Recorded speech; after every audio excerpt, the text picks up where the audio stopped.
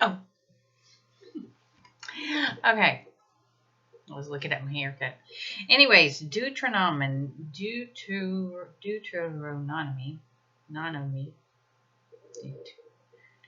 Deuteronomy, Deuteronomy, Deuter. I always, what's my problem? Anyways, then we turned and went up to the road to Bashan, and Og, king of Bashan, came out against us, and he and all his people to battle at Edrei. And the Lord said to me, do not fear him, for I have delivered him and all his people and his land into your hand. You shall do to him as you did to Sihon, king of the Amorites, who dwelt at Heshbon. So the Lord our God also delivered into our hands Og, king of Bashan, with all his people, and we attacked him until he had no survivors remaining. And we took all his cities at that time.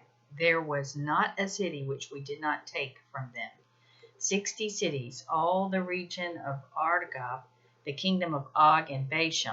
All these cities were fortified with high walls, gates, and bars, besides a great many rural towns. And we utterly destroyed them as we did to Sihon, king of Heshbon, utterly destroying the men, women, and children of every city. But all the livestock and the spoil of the cities we took as booty for ourselves. And at that time we took the land from the hand of the 2 kings of the Amorites who were on this side of the Jordan, from the river Arnon to Mount Hermon, to the Sidonians call Hermon Sirion, and the Amorites call it Senir. All the cities of the plain, all Gilead, and all Bashan, as far as Salcah and Edrei, cities of the kingdom of Og and Bashan. You know, it's so funny is how many times has there been wars and so many people died, and yet what happens? There's more people in the world today than ever. The population still continues to grow, continues to grow, continues to grow, and you still have these crazy people who want to try to control the population. It's not up to them. It is only up to God. For only Og, king of Bashan, you know, these people think they are the creators. So arrogant, scary. I would be terrified to try to mess with God's creation.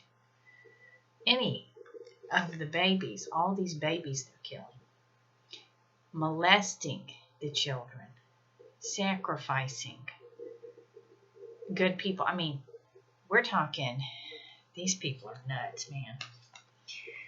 They are nuts. No fear. Well, not right now. For only Og, king of Bashan, remained of the remnant of the giants. Indeed, his bedstead was an iron bedstead. It is not in Rabbah of the people of Ammon. No, is it not in Rabbah, the people of Ammon? 9 cubits is its length, and 4 cubits its width, according to the standard cubit. And this land, which we possessed at the time from Aroer, which is by the river Arnon, and half the mountains of Gilead and its cities, I gave to the Reubenites and Gadites. The rest of Gilead and all Bashan, the kingdom of Og, I gave to half the tribe of Manasseh.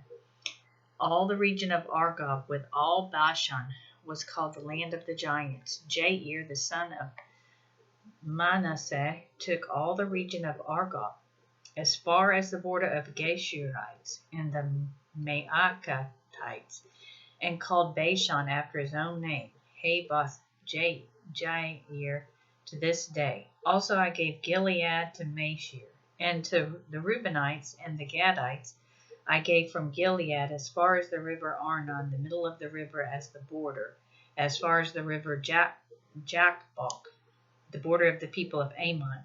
The plain also with the Jordan as the border, from Shinnereth as far as the east side of the sea of the Arabah, the salt sea, below the slopes of Pisgah. Then I commanded you at that time, saying, the Lord your God has given you this land to possess. All your men of valor shall cross over armed before your brethren, the children of Israel, but your wives, your little ones, and your livestock, I know that you have much livestock, shall stay in your cities which I have given you. until the Lord has given rest to your brethren as to you, and they all possess the land which the Lord your God is giving them beyond the Jordan. Then each of you may return to his possession which I have given you. And I commanded Joshua at that time, saying, your eyes have seen all that the Lord your God has done to these two kings. So will the Lord do to all the kingdoms through which you pass. You must not fear them, for the Lord your God himself fights for you. Then I pleaded with the Lord at that time, saying, O Lord God, you have begun to show your servant your greatness and your mighty hand. For what God is there in heaven or on earth who can do anything like your works and your mighty deeds? I pray, let me cross over the sea, the good land beyond the Jordan, those pleasant mountains, and Lebanon. But the Lord was angry with me on your account and would not listen to me. So the Lord said to me, enough of that. Speak no more to me of this matter. Go up to the top of Pisgah and lift your eyes towards the west, the north, and the south, and the east. Behold it with your eyes, for you shall not cross over this Jordan. But command Joshua and encourage him and strengthen him, for he shall go over before this people, and he shall cause them to inherit the land which you will see. So we stayed in the valley opposite Beth Peor. Peor. So that's all I'm reading today. Really short lesson.